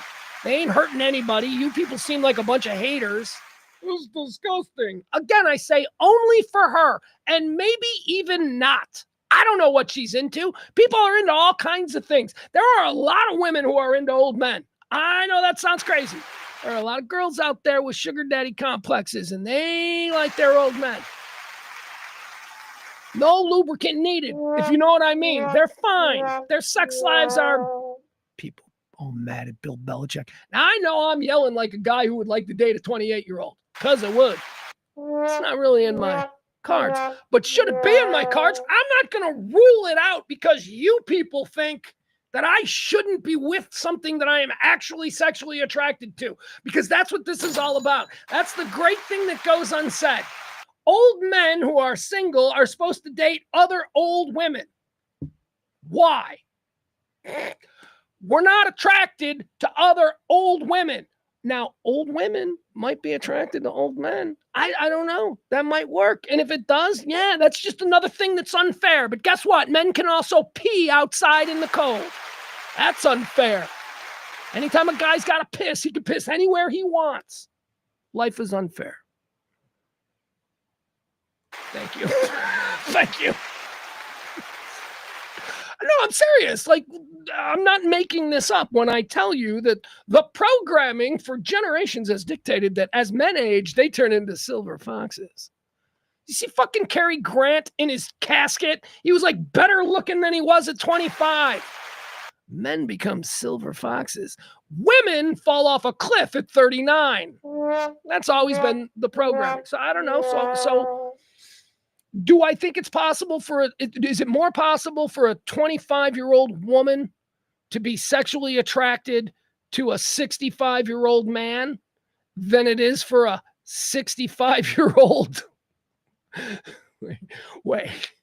I think it's more possible for a young chick to be attracted to an old man than it is for a young guy to be attracted to an old woman. There you go. I said it. You're the worst, Pugs. Well, fuck you. That's not that controversial. That's just, sorry. Anyway. But I would also tell you in the second half of my TED Talk on this subject, I would also tell you that sexual attraction accounts for about 12% of what a relationship should be about. 12% at most. I don't know, you're thinking, Pugs, how'd you come up with that number 12%? Must have been years and years of research. Nope, on the spot, just now. 12%. How good I am. All right, we're just ranting at this point. We're just ranting like a moron who accidentally erased his entire fucking show. There was stuff I wanted to talk about. What else did I want to talk about? Oh, we can do this. This is interesting. We can waste some time with this. Okay, guys, let's do this. IMDb. Jesus. Let's talk movies, shall we? IMDb. IMDb, the Internet Movie Database. Oh, there you go. Internet Movie Database, IMDb. The Internet Movie Database has put out their list of the 20 greatest films of all time. 20 greatest films of all time, as by popularity on IMDb. Okay. Whoa. Let me give you this list. Okay. First, I'm going to show it to you. Let's pull it up. Do I have some kind of a graphic that I can show up? I just don't want to show the list from the text of the story. What is this? Hold on. This is a link. Oh, there we go. This is exactly what I want. Okay. Look at this. All right, so somebody on Twitter already did this. All right, so here, I'll show you this. This is the IMDb list of the greatest films ever made. Let's go through those, and then, I know, this is wild. I'm not supposed to, I made a list. I made a list of my definitive top 10 favorite films of all time, and I will share those 10 with you after we go through this list. But this is IMDb. This is, as somebody called it, whole bunch of incels, the incel movie database is what somebody called it. All right, IMDb says that the number one greatest film of all time is Shawshank Redemption. Oh my God. Oh my God, see more movies, people. Shawshank Redemption is fine. Shawshank Redemption, in my opinion, is one of the most overrated movies of all time. I don't know how it just became this program thing where people are like, it's great. I'll be honest, to me, in my memory, it is indistinguishable from Green Mile. When I start thinking about the Shawshank Redemption, I start giving plot lines from the Green. Who was Michael Clark Duncan? Which one was he in? Tom Hanks, was he in both? Morgan Freeman, which one is he? Tim Robbins? They're the same fucking movie. And they came out at the same time, and neither one, both of them are good, both of them are interesting. Neither of them distinguish themselves to the point where I just can't help but conflate them. So screw you. Shawshank Redemption, number one. I mean, honestly, of all the movies I've ever seen, I mean, Shawshank Redemption might be top 50. But I would have to really dig in and do a real list because I do like the movie, but Number two on the IMDb database for the greatest films ever, Godfather. Yeah, that's not, you would think, look. On most people's lists, The Godfather is number one. But in the era of clickbaiting, you can't have the expected thing be number one. You have to have something else be number one so that people go, wow, that, because people are going to be mad. Because there is no fucking normal person on the planet that thinks Shawshank Redemption is better than The Godfather. It's just not. All right. Number three, The Dark fucking Knight. Are you kidding me? A Batman movie is the third best film of all time. Fuck you, Citizen Kane. Fuck you, Gone with the Wind. Fuck a Batman movie. Number three. All right. Let's see here. Number four on the list is The Godfather Part 2. So Batman Dark Knight is better than The Godfather Part 2, which, for my money, is better than The Godfather Part 1. Okay, is that what we're going with? Whatever. Number 5 is 12 Angry Men. They got that right. That's a good movie. 12 Angry Men is in my top 20. Top 15, maybe even. 12 Angry Men is a good movie. Oh, man. Number 5 on the list, 12 Angry Men. Number 6 on the list, Schindler's List. Never saw it. I guess it's good. People say it's good. I don't need that story. I grew up in the 70s, and we had this mini series on NBC that went for 10 days in a row called The Holocaust. James Woods, Meryl Streep, Fritz Weaver. It was really incredible. It was so well done. It was the Roots treatment given to the Holocaust. Maybe you remember it. So good. I get it. Got the story. I know. I don't need Schindler's List to show me how terrible this was. I already went through it. It's already registered. Man's inhumanity to man. That's right. Never saw Schindler's List. Schindler's List is on here as the number 6 best film of all time. Number 7 is Lord of the Rings, Return of the King. Fuck you. Lord of the Rings, Return of the King, according to these people on IMDb, is better than Pulp Fiction, which is at number 8. Fellowship of the Ring is number 9. Rounding out the top 10, The Good, the Bad, the Ugly. That's not even the best of the genre, but whatever. Forrest Gump is 11. Another Lord of the Rings. These are all dorks. Another Lord. So you are telling me in the top 12, is there any more? In the top 12 films of all time, 3 of them are Lord of the Rings movies. 1 of them is a Batman movie. Okay. All right. Movies were made before the year 2000. There are movies that are really good. Number 13, Fight Club. Fight Club is the 13th best film ever made. I just saw Fight Club with my kid. I rewatched it with my kid a couple of weeks ago. It's a good movie. David Fincher, I love David Fincher. It is not the 13th best film ever fucking made. Dune Part 2 comes in at 14, according to this list. Dune was good. It's not the 14th best film of all time. Inception is 15. Inception is an absolutely unwatchable movie, and I'm tired of people pretending like they understand what it's about. I get into this. Inception is the new 2001: A Space Odyssey. Inception is the new version of that. Nobody understands it. It is visually stunning, so you think something amazing is happening, and when you're done, you're like, wow, that was a truly epic film-going experience. One of the greatest films I've ever seen. What was it about? Well, you see, it's very... No, what is it about? What is the story that you followed in Inception? It makes no sense. It makes no sense. And then people will double down on it making sense because their argument, although going unsaid, their argument is, I'm smarter than you.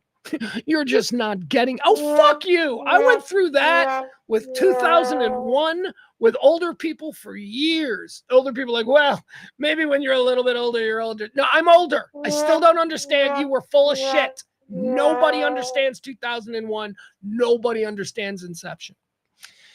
Number 16 on the list, Empire Strikes Back.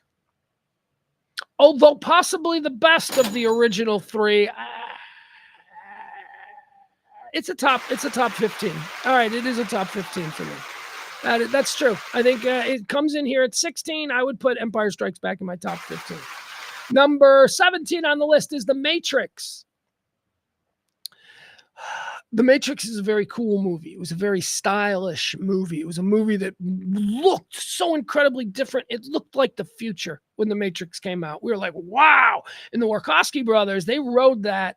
Brothers, sisters, what are their sisters now? What, they changed. Whatever. They rode that. But I never thought The Matrix was a good film. I never thought it was a good movie. I thought it was a very complicated and stupid premise. Interesting, intriguing, but very convoluted in the way the story was told. So, The Matrix can... I'm not a fan of them. I appreciate The Matrix. How's that? That's the way to say it. I appreciate The Matrix movies. All right, The Matrix movies comes in at number 17, or actually just The Matrix, the original. Coming in at 18, this movie comes in at 18. Are you fucking kidding me? At 18? Goodfellas. Goodfellas comes in at 18 on this list. And yeah, it is absolutely belongs on the list, but not at 18. Jesus Christ.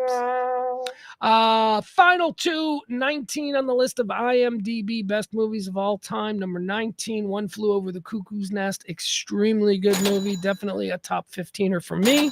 One Flew Over the Cuckoo's Nest.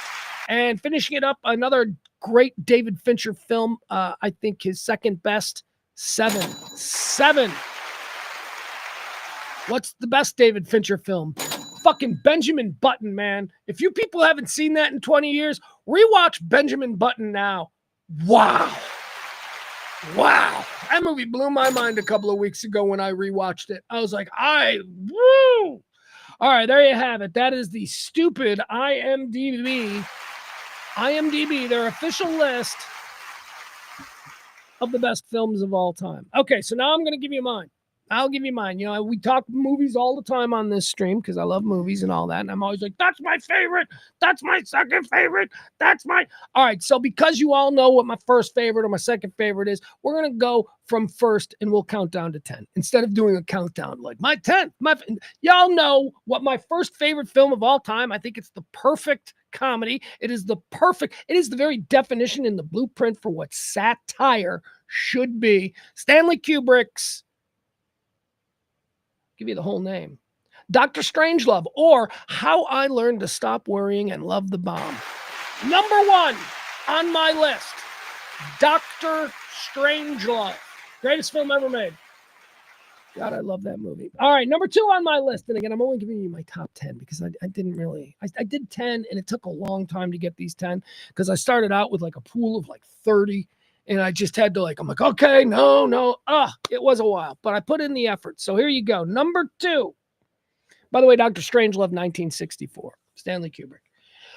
Number 2, my second favorite film of all time, Richard Linklater, Boyhood from 2014.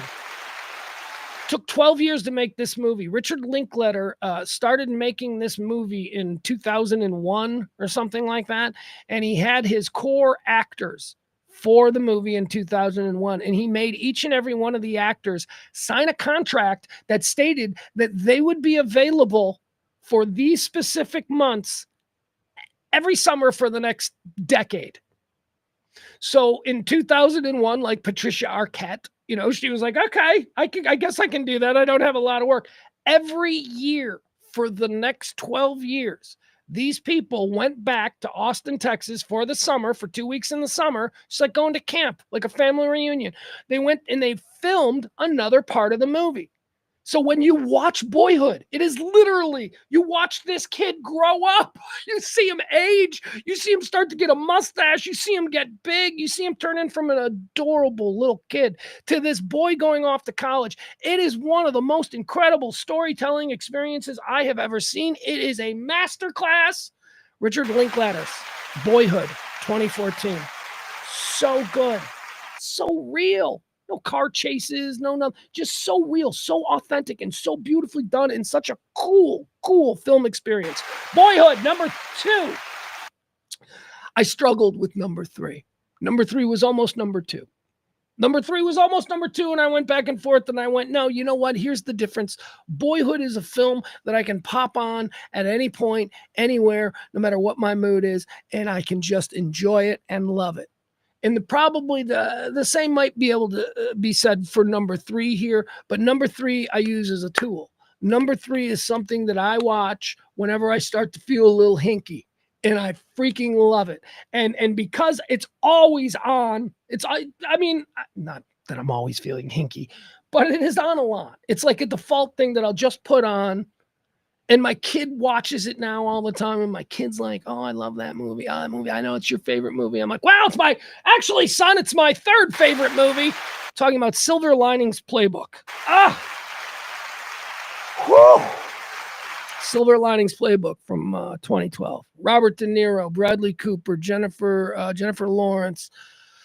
Who else? So many. Just such a great film. I think it's the best thing that Jennifer Lawrence and Bradley Cooper have done. Silver Linings Playbook from 2012. It's my number 3 favorite film of all time. My number 4 favorite film of all time. Number 4. This comes from 2000. I love this movie. Most people have never heard of this movie. It's called Wonder Boys. Wonder Boys from 2000. Wonder Boys it stars Michael Douglas, Robert Downey Jr., Tobey Maguire, Katie Holmes. Who's the chick that wins all the Oscars and she's married to one of the Coen brothers? You know that chick? She's really awesome. She's like cool and everything. She's got a big giant mouth. Whatever. She's in it. Wonder Boys is the story of Michael Douglas. He plays a writer who had a hit book like 10 years ago.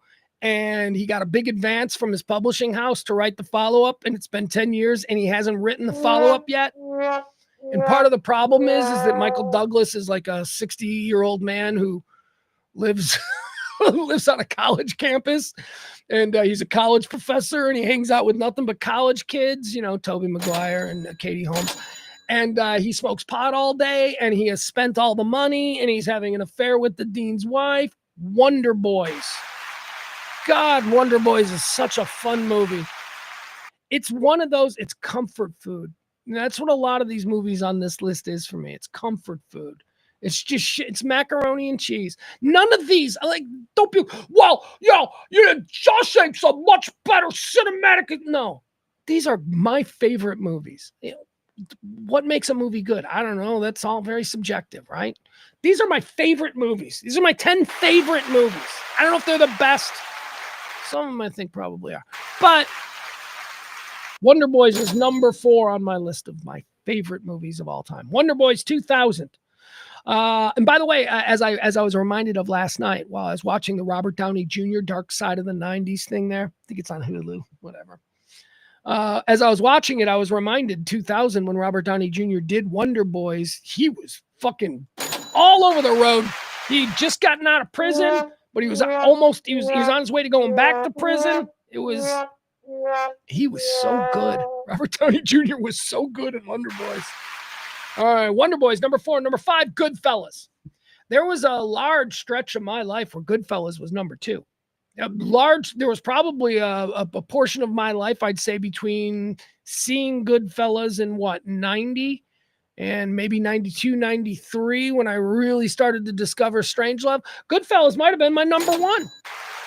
There was probably, I love Goodfellas. I can watch Goodfellas anywhere, anytime. Again, comfort food, but also, man, I think it's the greatest thing Scorsese's ever done. Scorsese's done a lot of good stuff, but I think Goodfellas just so perfectly captures. Scorsese had always kind of been chasing, I think, the magic that Coppola got with The Godfather. Coppola, through casting and through storytelling, he created a vibe and a scene and all of that. And although Martin Scorsese was, equally as successful as Coppola through the 70s and the 80s and all that, I don't know that he ever had a movie that achieved Goodfellas-like camaraderie, penetration of our social language. There was a period of time where every guy said, go home, get your shine box, at some point to somebody.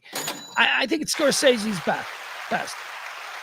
Number 5, Goodfellas from 1990. Number 6 on my list of favorite films. Oh, before I do that, I'll give you the top 5 again. 1 was Strangelove. 2 was Boyhood. 3 was Silver Linings Playbook. 4 is Wonder Boys. 5 is Goodfellas.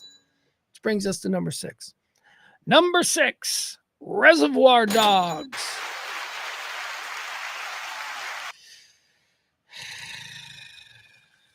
I know what you're thinking. You're like, but Pugs, you say that Once Upon a Time in Hollywood is your favorite Quentin Tarantino movie. It is. And it's certainly on this list, okay? But Reservoir Dogs was the first thing that I ever saw Quentin Tarantino do, and I was absolutely leveled by it. I was just like, fuck. That was so... Seeing Reservoir Dogs in what year? What year are we doing here? 91, I guess it says. Seeing Reservoir Dogs in 1991 was like the first time I heard Nirvana. How would I explain that? Well, because, maybe before the first time I heard Nirvana, maybe I had just heard the latest Poison song, right? So maybe Poison's doing something. And then the next song that comes on is Smells Like Teen Spirit. And you're like, fuck, whoa, that's different. That's something, right? I remember that. I use that as an example because I remember the first time I heard Smells Like Teen Spirit on the radio. And I went, ooh, sea change. Oh, completely different. This isn't Ace of Base. This is something different. That's what seeing Reservoir Dogs was for me. I was like, woo, this is punk rock garage filmmaking. There you go. So Reservoir Dogs is number 6 on my list of favorite movies of all time. Number 7, Once Upon a Time in Hollywood. Putting it right there. This is a film that over the years will climb on my list. It's only within the last couple of months that I've truly embraced it for the great thing that it is. And it has a lot to do with my son and I, and that we love it together. And so it will probably climb, but there it is. Number 7. Number 8, Saturday Night Fever. Yeah, Saturday Night Fever. I will still maintain that it's the greatest soundtrack in the history of film. That is the greatest. It's got everything. That thing, my God. And I know that it's not just because of sentimental attachment, because it's stuff that I remember from being a child. And, that stuff tethers to you emotionally. And that's why old people like their music, because it's tethered emotionally to them. No, my 15-year-old thinks the Saturday Night Live Fever album is a banger. He's like, no, that's good stuff, Dad. Maybe my kid's a dork. I don't know. Saturday Night Fever comes in at number 8. Number 9, Number 9, we're going to go with Beautiful Girls. Beautiful Girls. You ever seen Beautiful Girls? Beautiful Girls is a Ted Demme film. Maybe you know his uncle, Jonathan Demme. Ted Demme was also a filmmaker. Beautiful Girls is an ensemble piece. Who's in it? Everybody. Uma Thurman, Natalie Portman, Timothy Hutton, Michael Rappaport, Noah. I don't know what the dude's name is. Anyway, another incredible soundtrack, but a movie that I absolutely love. Beautiful Girls comes in at number 9. Number 10 was hard. Because, something needs to be there, and something needs to be in the top 10, and something needs to be 11. So which one just barely makes it? And I'm going to tell you who it came down to. It came down to 1963's The Great Escape, starring Steve McQueen. Just such an incredibly badass film.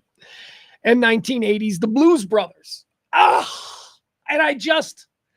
I couldn't decide, so I flipped a coin, and The Great Escape won. The Great Escape is number 10. Steve McQueen, 1963. Again, interestingly enough, The Great Escape is parodied in Quentin Tarantino's Once Upon a Time in Hollywood. One of the movies that Rick Dalton, the fictional character from Once Upon a Time in Hollywood, one of the movies that he was the star of was The Great Escape. They did a whole scene to show him when Rick Dalton, Leonardo DiCaprio, was the star of The Great Escape. Now, in real life, Steve McQueen was the star of Great Escape. But anyway, it doesn't matter. Anyway, there you have it. Those are my top 10 films. Number 10 is The Great Escape. Number 9, Beautiful Girls. Number 8, Saturday Night Fever. Number 7, Once Upon a Time in Hollywood. Number 6 is Reservoir Dogs. Number 5 is Goodfellas. Number 4 is Wonder Boys. Number 3 is Silver Linings Playbook. 2 is Boyhood. And the greatest, my favorite film of all time, Dr. Strangelove. There you have it. We can put all this stuff to bed. Hey, I'm not plugged in. I forgot to plug in my computer today. That ain't good. That is downright screwed up.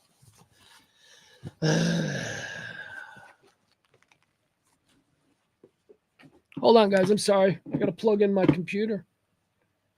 I just realized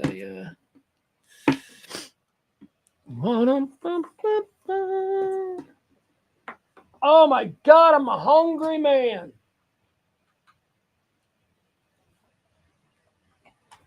I didn't eat any dinner last night because I went straight from here to trivia, and then we were late. We stayed at trivia later than normal, and then I gotta run home, and I gotta walk this stupid dog, who I love, who is not lost, by the way. Earlier, we thought the dog got out. Hold on. Earlier, the show was interrupted when we thought the dog got out, but the dog did not get out, so we're good there. God, you'd think I'd be able to... Yikes. There we go. All right, full power. We have full power just in time for me to tell you we are out of show. That's it. That's it. I lost the whole show. What did the Dow close down at? What was, it doesn't matter. I don't care. We don't care about bad news, right? Blah! No plane crashes, no school shootings. I'm looking at some dude getting tased at Marjorie Taylor Greene's thing. Cool. I don't care about any of that stuff. All right, folks, thank you so much for hanging out with me today. I'm going to wrap it up here. Tomorrow's show, again, remember, a 2 o'clock start on tomorrow's show. And then Friday, we'll be back to our normal noon start. And, heading into the week, we'll definitely, I think next week, Monday, looks like it's going to be all noon starts. I would like to thank one more time our executive producer of today's show, the incredible edible, Leslie C. Thank you, Leslie. I appreciate you helping the show out. You too can help the show out. Be the executive producer tomorrow. How? Well, biggest tipper of the day. Drop a little something in the Venmo or the Cash App.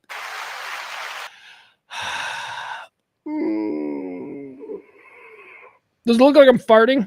I'm not. I'm stretching. That was a fart. There you go. All right, guys. I'm out of here. Is there anything else that I need to mention? Is there anything else that I need to mention? Oh.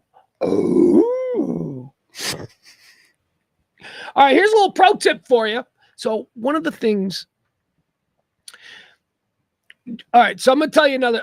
Why not? Got a couple of minutes here. So my son, one of the things that I love that my son does, and I don't even know if he does it. He might be doing it on purpose because he's very manipulative and he knows how to make people feel good about themselves, which I think is a terrific skill that he has. He's one of those kinds of people that people are like, wow, he really makes an impression. I'm like, yeah, he's friendly, nice, warm guy. He asks the right questions. Anyway. I know I'm biased.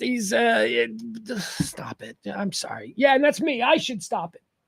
One of the things that I like that my kid does is occasionally when, we're just doing something, he'll repeat something that I said to him. I don't know if he remembers that I said it to him or whatever, but he'll and I love that because I'm always because first of all, they're always really good observations. And I'm like, all right, something's sticking. He doesn't know, and a lot of times it has to do with movies or comedy or, stuff. He's really into, I'm really into, when we watch stand-up comedy together, I'm really into comics owning the stage, controlling it, not looking nervous, just fucking dominating the stage, right? Like a predator. Stage presence, look at the stage presence. I love it. Now my kid, he'll send me clips and he's like, check out the stage presence on it. I'm like, So one of the things that I taught him, never be afraid of bizarro food in random locations. Okay.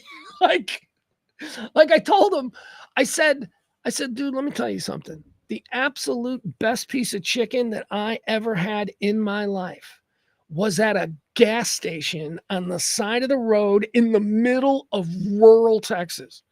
It was just some funky bait. And it was up by Lake Louisville, or actually north, between Denton or what's that road? What's that road that's got, is it 360? Whatever it is, it's up there. It's up in that area. And this is probably going back 20 years. And I stopped and I could smell the chicken. I just stopped for gas, but I could smell the chicken. And there was just an old lady sitting there behind a little makeshift booth she had set up, and it's got all these signs, best chicken in Texas and all this. And I'm like, all right, I'll try some chicken. So I got a couple of pieces of chicken just because I was making conversation with her, and I thought, best fucking chicken I have ever had, roadside chicken. Now, if you were just passing through on your way to California, you might be like, I bet that's the worst chicken. It's the greatest chicken ever. So I always tell my son, don't ever be afraid to eat tacos off of a street corner. Don't ever be afraid. These people, they put pride in what they do. Not everybody's out there trying to give you salmonella. So he says to me the other day, he goes, Dad, you know what? I'm like, what? He goes, I bought a fish sandwich from Kroger. I guess Kroger's got ready-made fish sandwiches. He's like, yeah, they're $2. They come in a bag. They're just in a warmer. You just grab it and you eat it. I'm like, that does not sound good. Doesn't that sound terrible? Like a prepackaged fish sandwich from Kroger? First of all, you're 15. That sounds like something an old man would eat, like Clams Casino, something that would have been on the menu of the Titanic, a meal that is no longer around. I'm like, what are you doing eating fish sandwiches? He's like, Dad, I got to tell you. He goes, you find the absolute best food in the most random locations. And I'm like, I didn't say anything. But inside, I'm like, get the front. That's my rule. I gave you that rule. You're damn right, son. You're damn right. So last night, I found myself at Kroger after the trivia thing, picking up my, daily supplies and all that kind of stuff. And guess what they had? They had a fish sandwich for $2. Guess who bought the fish sandwich? Me. Guess who now has a favorite fish sandwich? Kroger. Now, I love the Filet-O-Fish. I even like the Big K, or the BK thing that they got. I think they call it the Whaler, whatever. That's very good. The fish sandwich at Kroger is better. I don't know what they're doing there. It's better. All right. So there you go. That was a nice little moment. Jeff says gas station tuna and chicken salad sandwiches. Now, I don't know about that, Jeff. Let me tell you something. That's different. You start getting mayonnaise involved and you start working with different things. Yeah. I don't buy tuna or chicken salad from a machine. You ever seen those vending machines? Nope. No, thank you. That kind of stuff. I'll get that stuff from the grocery store, like in the deli counter, but that all looks very much like a deli, like a kind of deli that I'm comfortable with. I won't even get that shit at 7-Eleven. You know, I don't know about that. But if you're talking about gas station tacos, gas station burgers, gas station hot dogs, gas station chicken, oh my God, try them all. If you find yourself in the middle of Texas and you're at a gas station and they're making brisket, get that fucking brisket. What is wrong with you? Why wouldn't you try this brisket? You are never going to be here again. This is what these people are fucking known for. And it's probably going to be super goddamn cheap because in the middle of nowhere, everything is super cheap. Get the brisket. That's my point. There's Leslie. No, you're welcome, Leslie. Leslie is our executive producer today, and we love her so. Thank you to Leslie. All right, guys, that's it. We're going to move out. I'm trying to push it. I'm like, it started at 1:30. It's 3:27. But now I realize that we didn't start at 1:30. We started at like 1:40. And I can't push this for 13 minutes. So we're going to say goodbye. I love y'all. Thank you all for coming out to trivia last night. And we'll see you tomorrow at 2. Remember, tomorrow's 2. Bye.